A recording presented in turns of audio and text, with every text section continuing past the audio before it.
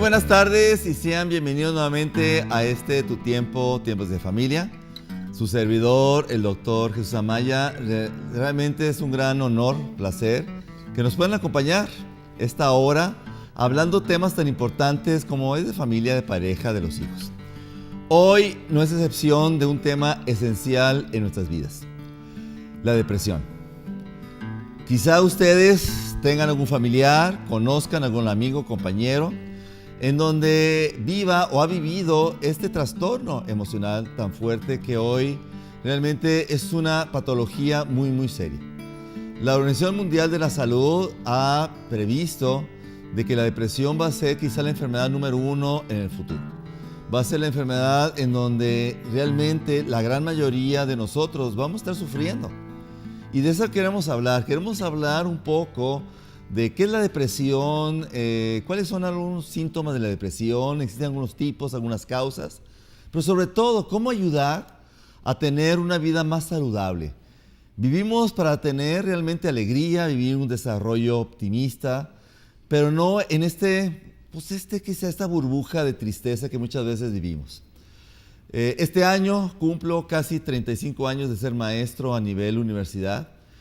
Y en los últimos meses, semestres y pocos años, observo cada vez más y más que mis alumnos presentan este tipo de problema.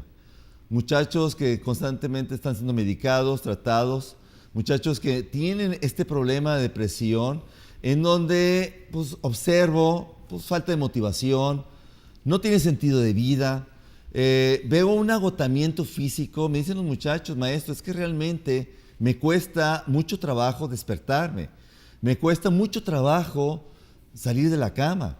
Y muchos papás me dicen, es que mi hijo es un flojo, es que realmente siempre ha sido, realmente maneja la vida y busca el chantaje. ¿Qué tan cierto es eso? ¿Qué tan cierto realmente si hay elementos biológicos, fisiológicos, que al muchacho o a nosotros nos predisponen a hacer o no hacer las cosas? ¿O será una cuestión nada más así que digo, es un manejo que tenemos nosotros? ¿O realmente hay algo que nosotros tenemos que tratar?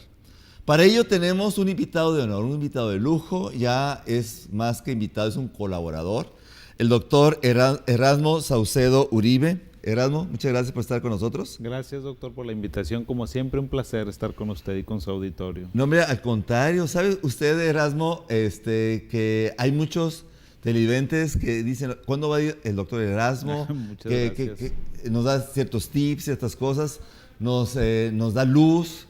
Creo que qué bueno que esté con nosotros, realmente nos va a ayudar muchísimo. Yo les agradezco sus inmerecidos comentarios y aquí estoy a sus órdenes para servirles. Bien, el doctor Erasmo Saucedo es psiquiatra, egresado de la Uni de Nuevo León, maestría en neurociencias.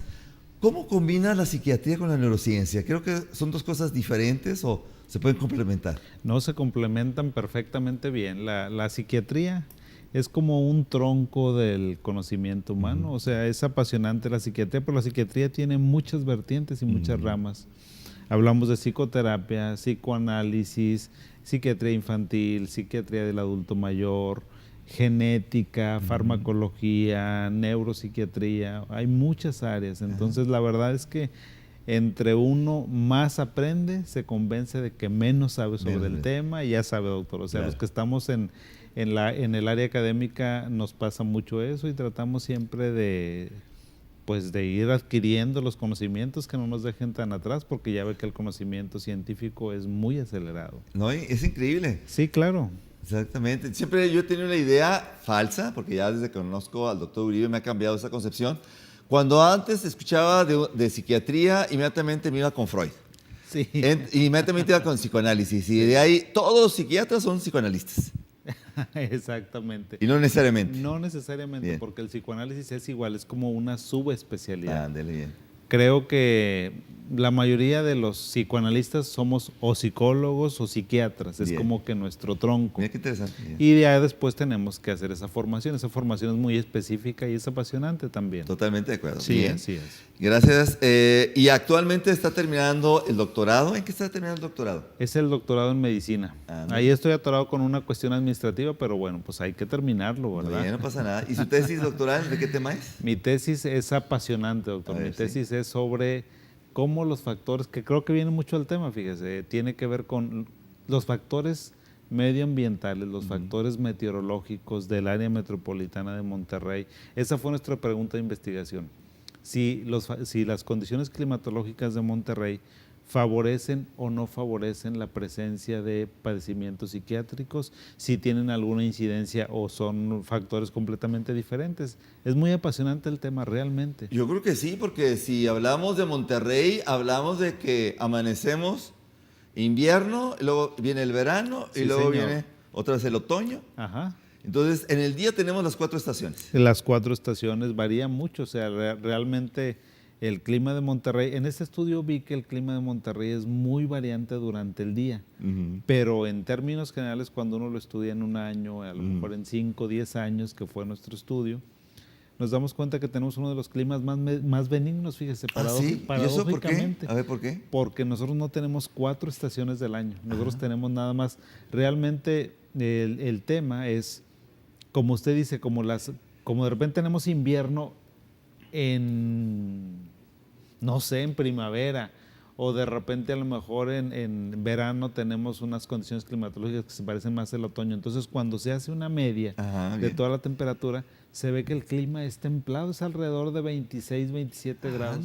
Yo juraba que aquí era puro 40 grados. Yo también pensaba, antes de que hiciéramos el estudio, precisamente, o sea, siempre las evidencias científicas nos ayudan a eso, doctor. Bien, entonces. O sea, cuando un estudio de investigación bien planteado, siempre uno tiene una idea. Claro.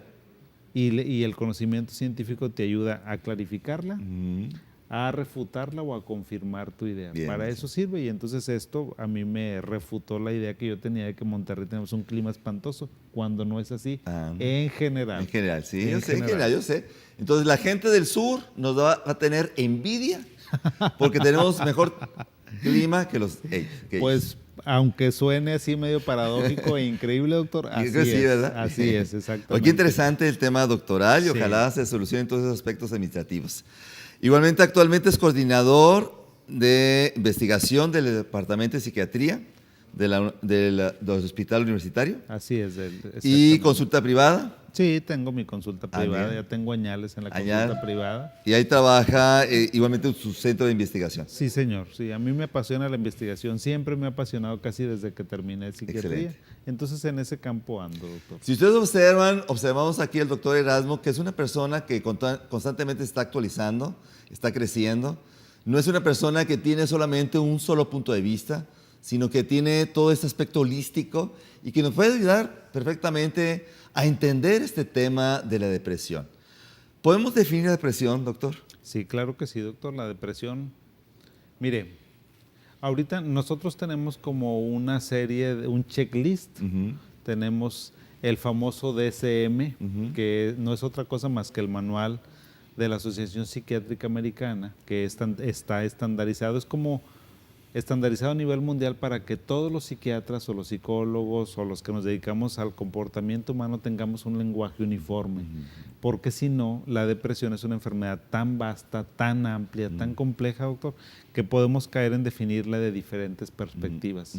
Y lo que busca este instrumento es que homologuemos lo que entendemos por depresión. Muy bien. ¿Y podemos tener alguna definición? Yo sé que varía. Sí, señor. ¿Cómo podemos definir la depresión? Creo que la depresión es un trastorno del estado de ánimo, así se refiere, que tiene que ser persistente, donde las personas nos dicen 2 características fundamentales. Una es, me siento triste, no me siento igual que antes, o bien tengo la sensación de no disfrutar las cosas como las disfrutaba anteriormente. He perdido el placer para disfrutar la vida, o me siento muy triste y no tengo ningún motivo para sentirme triste. Esa es la característica fundamental de la depresión, amén de una serie de síntomas que uno ya los vendrá observando y buscando en el paciente, que puede ser a cualquier edad, doctor. O sea, cualquier persona, desde pequeñitos hasta personas ya de edad adulta, edad mayor, van a tener depresión. Pueden tener depresión. Si una persona me dice, ahorita estoy triste, ¿este chavo tiene depresión? No, señor. ¿No? Yo lo que preguntaría es saber, bueno, tenemos que contextualizar Porque, ¿a qué defines tú que estás triste? Dime lo que tú entiendes como tristeza. Y en base a lo que la persona puede expresar en sus propias palabras, uno dice, sí, posiblemente sea una depresión.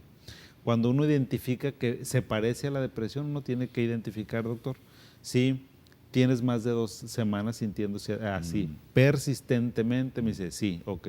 ¿Tienes algún motivo o no para sentirte depresivo? No. Si es no, se va pareciendo más a la depresión.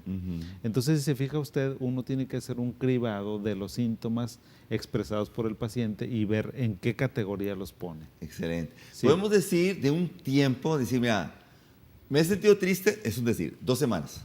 Okay. O me he sentido triste 1 mes. Sí. Hay un tiempo más o menos que diga, a partir de este tiempo se puede considerar, con respecto solamente al tiempo, como una posible depresión. Sí, señor. Este manual que les digo, este instrumento nos dice, la persona tiene que tener 2 semanas. 2 semanas. Si existen más de 2 semanas persistentemente con esa sensación, puede ser una depresión, doctor.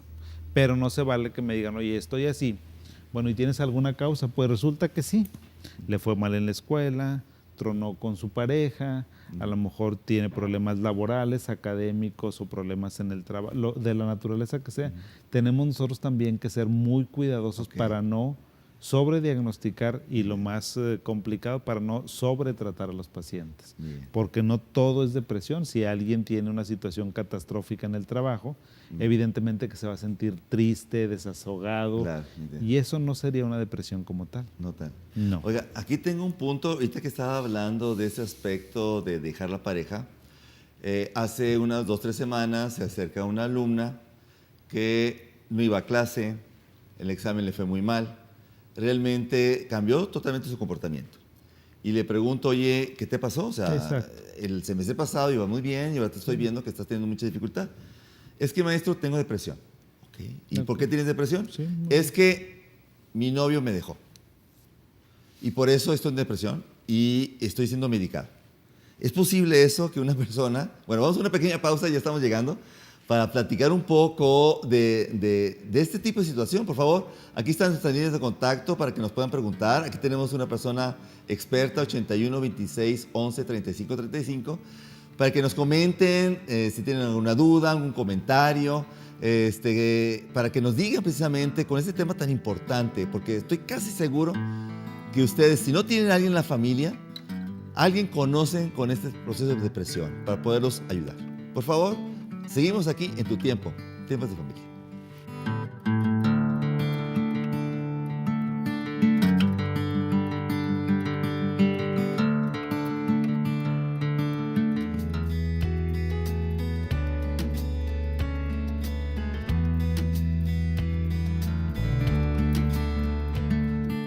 Muchas gracias por continuar aquí en tu tiempo, Tiempos de Familia, precisamente hablando de este tema tan interesante y tan importante que es la depresión.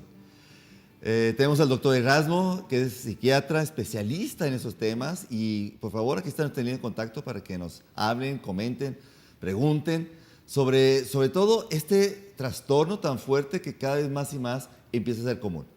Antes de la pequeña pausa le preguntaba de un caso muy personal. O sea, yo soy maestro en mi universidad y hace una semana se me acercó una muchacha que empezó a bajar de calificaciones. El semestre pasado era una buena muchacha y de repente pues ya no iba a clase, llegaba tarde, no entregaba tareas y por consecuencia empezó a reprobar.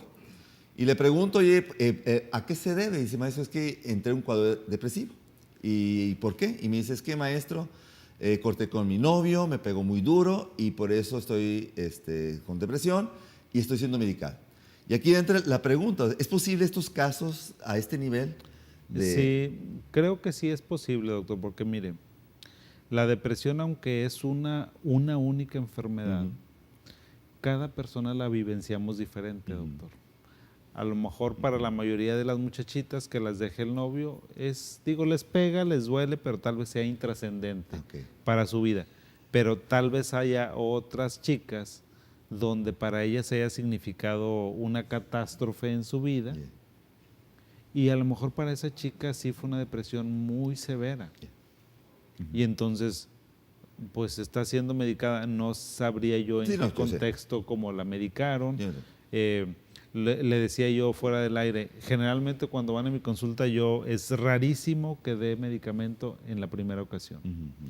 Porque necesito entender a la persona, necesito entender a quién tengo enfrente de mí y si sus herramientas personales van a ser suficientes para que esa persona salga adelante con sus propios recursos sin que recurramos a los medicamentos.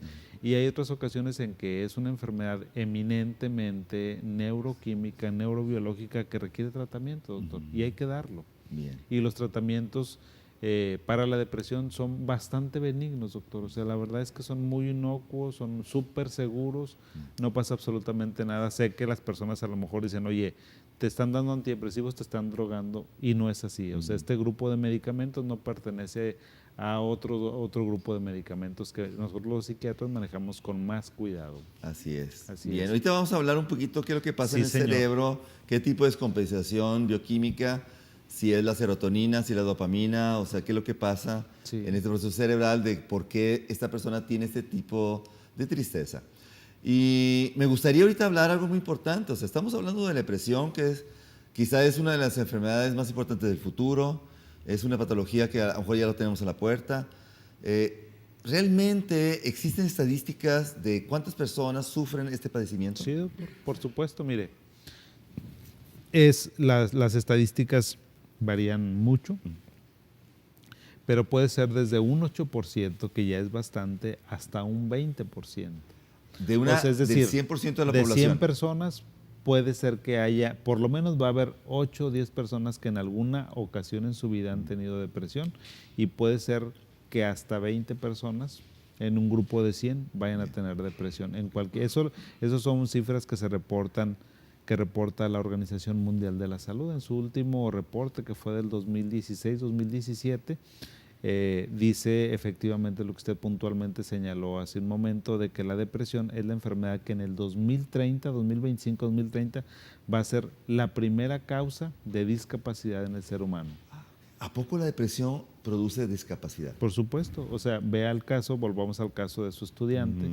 Esta muchacha, ¿qué es discapacidad para ella? Pues que haya tronado los exámenes. O a lo mejor que haya sido una chica que tiene 10 o 9 y ahora anda 7, 8 y batallando con los exámenes. Es decir, a eso se refiere. La depresión es una enfermedad que incapacita mucho, doctor. Incapacita a veces a las mamás cuando van a tener a sus bebés. Incapacitan a las personas para que hagan su trabajo. De hecho, ahorita mi último paciente que tuve ahorita en la tarde, es un paciente que estaba en Canadá, muchacho muy brillante. Ella estaba allá, iba allá a obtener su residencia, se tuvo que regresar porque le dio una depresión espantosa, muy fuerte la depresión, y el muchacho ahorita está incapacitado. Es decir, no puede trabajar a causa de la depresión. Entonces, a veces la depresión, doctor, es una enfermedad mal comprendida, es una enfermedad incomprendida. Y que dicen, oye, yo te veo completo, estás perfectamente en tu cuerpo, te veo que no te duele nada, pues entonces no tienes ningún problema, porque estamos acostumbrados a somatizar mucho nuestras enfermedades, a tenerlas identificadas en el cuerpo, pero no en el cerebro o en la mente humana. Bien, según los estudios están indicando que la depresión va en incremento. Va en incremento, sí, señor. Se va aumentando cada vez más y más. Sí, señor. ¿Alguna causa de por qué está aumentando ese tipo de trastorno? Realmente no hay una evidencia muy contundente, doctor, de cuál sea el factor más predisponente o el factor que esté incrementando esta incidencia. Se habla de posibles causas. Entre ellas, doctor, tal vez sea el que ahora la diagnosticamos mejor. El que los psiquiatras y los médicos en general están más sensibles a este padecimiento y entonces la identifican un poco más tempranamente. Otra es que las condiciones de vida ahora son espantosas, doctor. ¿A qué me refiero? A que las personas estamos o están sometidas a una carga de sobreestrés que antes no teníamos. Entiendo. O sea que es muchísimo y que eso hace que nuestro cerebro libere un tipo de neurotransmisores que son contrarios a la serotonina, la dopamina, a la noradrenalina, y que entonces están ahí con algún desequilibrio, alguna descompensación. que nos lleva a que tengamos depresión. Así es. ¿El ambiente o estilos familiares podían provocar Claro. esta depresión? Absolutamente, doctor. Esta enfermedad, de hecho, es un buen comentario suyo porque la depresión es una enfermedad biopsicosocial. Okay. Es decir, es una enfermedad que tiene un componente biológico, es una enfermedad que tiene un componente psicológico, es decir, de la persona, y tiene un componente social muy importante. Entonces nos podemos enfrentar a una familia que esté muy desorganizada, muy desvinculada, muy agresivizada, que no sea suficientemente proveedora de la estabilidad que requiere la persona y posiblemente ese sea su único factor y la persona está deprimida. Puede haber otra persona que tenga una excelente familia pero tenga problemas biológicos o personales. Esta es una enfermedad compleja, doctor, por eso los estudios de genética que se han hecho no han identificado un gen candidato para la depresión, ¿sí? O una alteración, un polimorfismo que hablemos de que sabes que esta es la causa de la depresión porque es una enfermedad compleja. Muy compleja. Bien. ¿Sí? Así es. Entonces, sí, cualquier factor puede desencadenarnos una depresión. Y cuando hablamos de depresión, ¿existirá alguna edad o edades que digas, en estas edad o edades hay una mayor predisposición de la depresión? Se dice, se sabe que la depresión en las edades más frecuentes, doctor, es entre los 18 a 25, 30 años, es decir, pues cuando son jóvenes. ¿Sí? Pero eso no significa, doctor, que no tengamos niños depresivos, que no tengamos a lo mejor adolescentes con depresión o que no tengamos adultos ya consolidados o adultos mayores con depresión. ¿A poco puede haber niños de 5 o 6 años con depresión? Sí, señor. Sí, señor. Sí. Y es frecuente, doctor. Lo que pasa es que no se ha detectado. Hace como dentro de las actividades que hacemos en el departamento, yo tengo que entrevistar a pacientes que tengan algún padecimiento para que los estudiantes se sensibilicen y para que vean cómo se entrevista el paciente. Y un muchacho me decía que él sentía, o sea, dice, ¿sabes qué? Ahora que sé lo que es la depresión, yo tenía depresión desde los 6, 7 años. Y sí, sin saberlo. Y sin saberlo. Mira. No porque los padres pensamos que un niño no puede tener depresión. Claro. O sea, así como que los niños no se enferman, pero ¿por qué no se van a enfermar si es un ser humano igual que nosotros? O sea...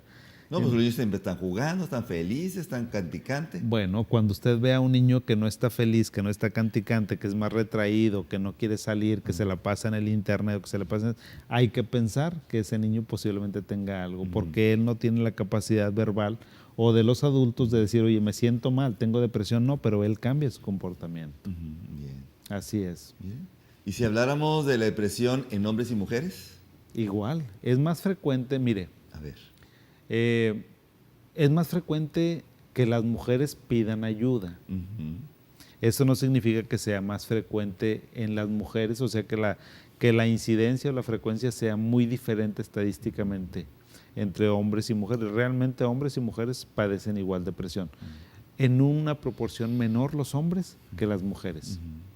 Pero pues eso, o sea, eso se equilibra, por ejemplo, el uso de sustancias, el uso de drogas, el uso de alcohol, es más en los hombres que en las mujeres. Entonces, dependiendo de las cuestiones temperamentales y de sexo, tiene que ver a veces como la frecuencia del padecimiento, pero las enfermedades mentales agarran por igual. Bien, vamos a otra pequeña pausa. Sigan con nosotros hablando de este tema tan interesante de la depresión, sobre todo de si vivimos o algún familiar vive, ¿cómo poder olvidar? 81 26 11 35 35 está nuestra línea de contacto para que, precisamente nuestra línea abierta, para que nos hablen, pregunten y sobre todo que tenemos aquí al doctor a su disponibilidad. Una pequeña pausa, regresamos, no se vayan.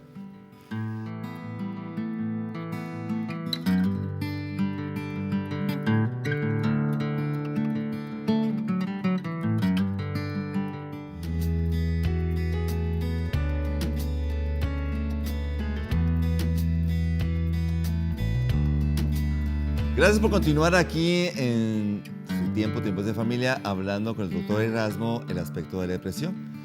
Y precisamente antes de la pequeña pausa estábamos hablando y discutiendo un poco de quién está más predispuesto a la depresión, el hombre y la mujer.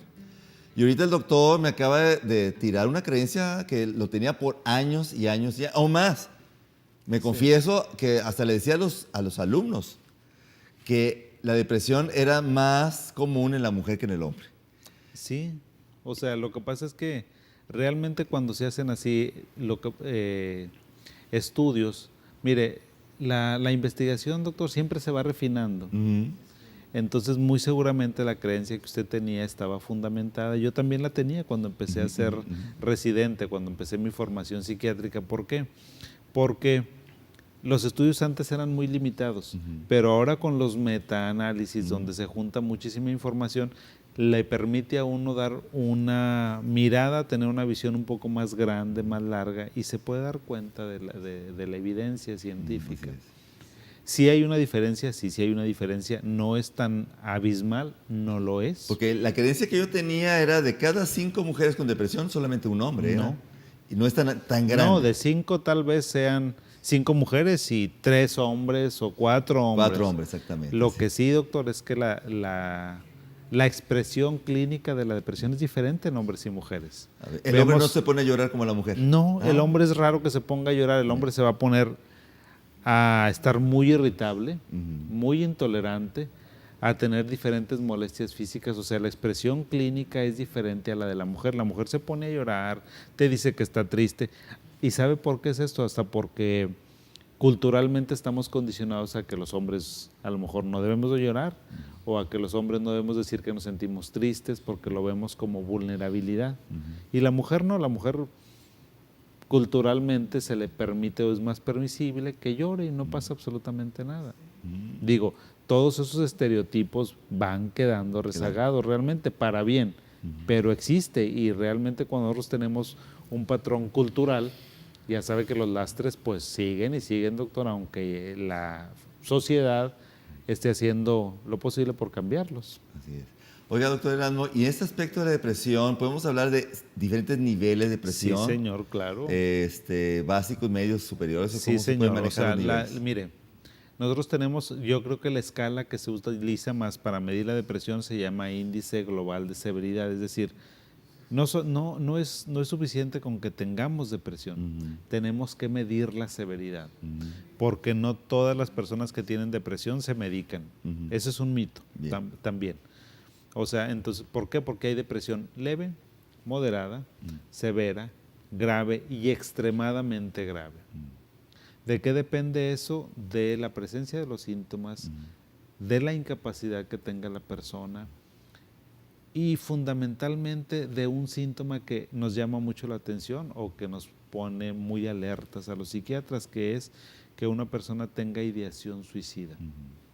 Cuando alguien tiene depresión y que me dice, no le encuentro mucho sentido a la vida, creo que sería mejor que estuviera muerto o muerta, o sabes que he pensado, ¿y qué pasaría si me tirara de? ¿Y qué pasaría si hiciera esto? Ya cuando una persona empieza a exteriorizar ese tipo de ideas, quiere decir que estamos frente a una depresión moderada, una depresión de severa para arriba, severa, grave o extremadamente grave.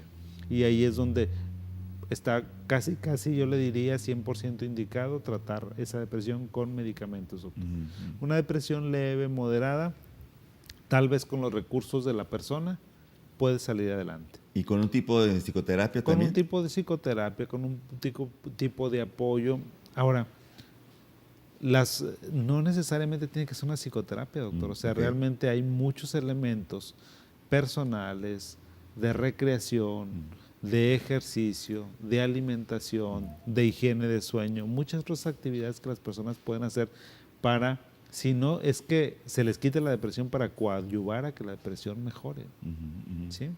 Entonces hay muchas herramientas para la depresión, para tratar a la depresión. ¿Es cierto que también el tipo de alimentación ayuda a medio regular la depresión? Absolutamente, doctor. No a medio regular, sino a completamente regularla. Sí, claro, porque el sustrato, el elemento que el cuerpo necesita para fabricar, digamos que los neurotransmisores, se llama triptofano.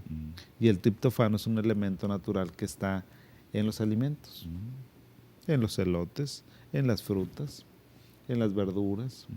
Entonces, una persona, si le estás dando un muy buen antidepresivo, pero no tiene una dieta, no revisas cómo está comiendo, sus hábitos alimenticios, te vas a perder de muchos elementos, porque posiblemente le estamos dando un muy buen medicamento, pero necesitamos que la persona en general tenga unas condiciones de vida adecuadas, en cuanto a alimentación, en cuanto a higiene de sueño, en cuanto a esparcimiento y actividades físicas que tenga que hacer. Bien, si pudiéramos hablar de estos síntomas, de estas conductas que la persona empieza a demostrar, niño, adolescente, adulto, no sé si podemos hacer una clasificación, decir, mira, hay que tener ciertas antenitas de alerta porque a lo mejor este chico está viviendo una situación difícil emocionalmente. ¿Podemos hablar, observar ciertas conductas? Sí, por supuesto, doctor, depende de los grupos de edad. Por ejemplo, si son niños, niños hablemos, vamos a ponerlos de los 5 a los 12 años.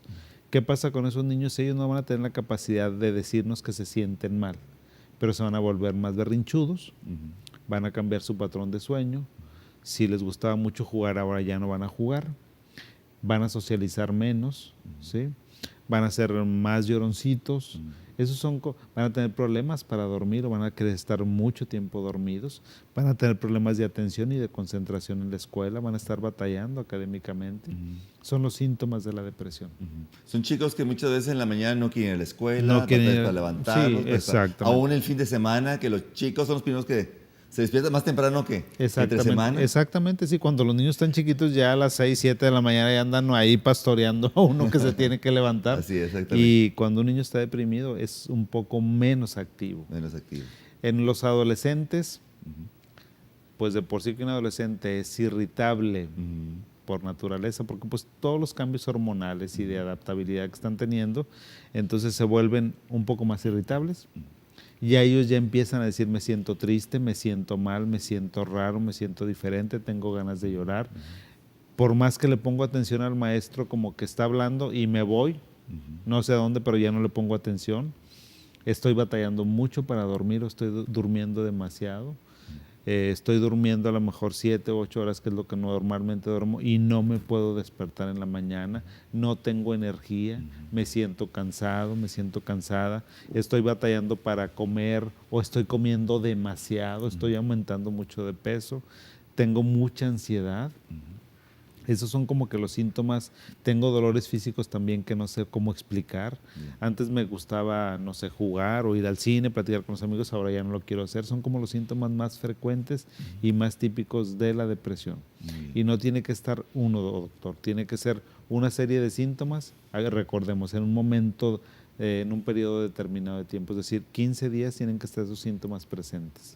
Para que digamos que esa persona posiblemente pueda tener depresión. ¿Y puede un adulto tener otro tipo de sintomatología de depresión? Sí, o sea, por ejemplo, si es un adulto que ya está laboralmente activo, tal vez su rendimiento laboral baje mucho, se vuelve irritable si es que tiene una pareja, está desinteresado.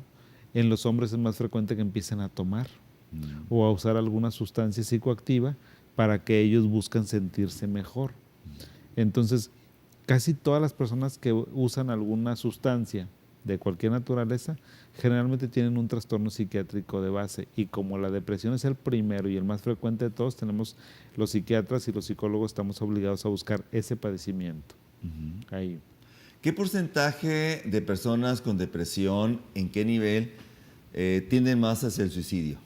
¿Es alto, es bajo o realmente...? Afortunadamente es bajo, doctor. Es bajo, no es tan alto. Realmente la ideación suicida, es decir, el que me quiero morir, el que no sé si me quiero morir, pero sé que ya no estoy a gusto en mi vida o que tal vez he pensado en que ya no debería existir. La idea como tal, digamos que de 10 pacientes que tienen depresión, dependiendo de la severidad, doctor, sí, claro, pueden ser a lo mejor 2 o 3 pacientes. Y de esos, a lo mejor 1 de 10 va a hacer algún intento de suicidio. ¿Sí? Okay. Pero bueno, eso hay que estar muy al pendiente porque eso es lo más grave que tiene la depresión. El cortarse el cutting, el automutilarse, sí, lo que señor. Las muchachas hacen adolescentes, sí. de cortarse con navaja, ¿puede ser algo también con un problema de depresión? Puede ser de depresión, doctor. Generalmente cuando uno explora ese comportamiento en los jovencitos, es como que ellos tienen una necesidad de sentir algo. Dice, ¿sabes qué? Es que no siento nada, entonces, o tengo muchísima ansiedad y eso me calma, eso me tranquiliza. ¿Ve? Entonces, Es muy importante siempre tratar de hablar con la persona que tiene cierto comportamiento para que uno no haga una elucubración de que, ¿sabes qué me está pasando? O sea, se me hace que es raro que te estés haciendo eso. No, hay que preguntarle por qué lo haces, a qué te ayuda eso, ¿sí? Pero puede ser efectivamente un síntoma de depresión, ¿sí? Se habla, mejor más que se habla, he leído algunos estudios últimos con respecto a la tecnología, cómo favorece a la depresión. Y he leído elementos en donde dicen si la muchacha o muchacho está más de 2 horas diarias en redes sociales, incrementa más el riesgo de depresión. Por supuesto, doctor. ¿Por Claro. qué? Porque la tecnología, redes sociales, los WhatsApp, hoy en la mañana en mis clases, hablando un poco de la tecnología, preguntaba, ¿de cuántos grupos de WhatsApp tienen ustedes?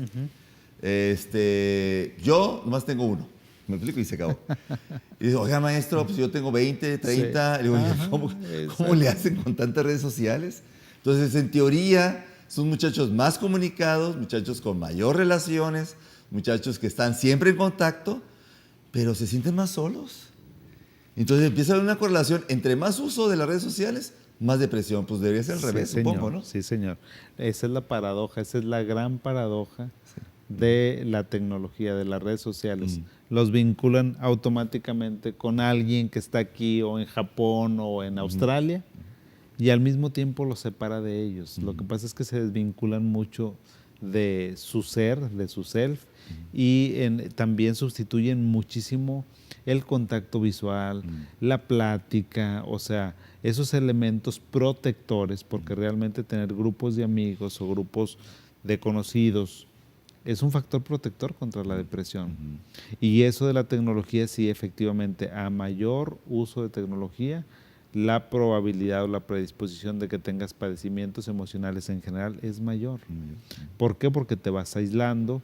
¿Por qué? Porque tienes una profunda necesidad de que si tienes 30 grupos de WhatsApp o tienes 30 redes sociales, pues los vas a querer atender a todos. O sea, entonces estás generando mucho más cortisol, estás generando mucho más de estos transmisores que son perjudiciales al cuerpo. ¿Sí? Entonces sí, eso favorece mucho que la persona esté más estresada por lo menos. Yo observo mucho el aspecto de la comparación. Es que a través de las redes sociales, porque ella sí fue, yo no fui, porque a ti te invitaron y me invitaron. ¿Por qué tú tienes más likes y yo no tengo likes? ¿Por qué me dejaste de visto? Por favor, no dejen visto a nadie, por favor, porque es causa de depresión. ¿Es posible? Digamos que para las personas tiene un sentido, a lo mejor, digo, yo les tengo que decir, tengo que ser sincero, o sea, para mí realmente si me dejan en like o en visto, no he visto, pues exactamente lo mismo, pero yo lo entiendo porque soy de otra generación. Pero para los muchachos es fundamental, o sea, prácticamente se les va la vida si la palomita está no está en azul. O si está en azul y sabes que no te contestaron nada, es como que te estoy ignorando, pues es muy, muy importante para ellos. Entonces, pues tenemos que manejar un poco este aspecto de redes sociales. Papás, tenemos que regular un poco el uso, tenemos que sacar al muchacho fuera de casa, por favor. Se ha encontrado que el ejercicio físico previene mucho estos aspectos emocionales, el caminar, el escuchar música tranquila, el comer saludablemente, o sea, tenemos que regresar pues, a lo que vivíamos antes. A lo básico, a lo básico, a lo que nos enseñaron nuestros padres, o sea, y que ha funcionado por generaciones, por lustros, por milenios, ha funcionado para que la supervivencia del ser humano, de la especie como tal. O sea, siempre hemos tenido depresión, o sea, por favor no podemos negar. Exactamente. La cuestión es que ahora estamos generando una generación cada vez más frágil. Y ahorita regresando de la pequeña pausa, vamos a comentar qué poder hacer. Aquí tenemos al doctor Erasmo, el experto, algunos tips de niños, adolescentes y adultos de cómo poder prevenir y sobre todo si ya tenemos el problema, bueno, qué poder hacer con estos muchachos. Por favor, no se vayan. Este es tu tiempo, Tiempos de Familia.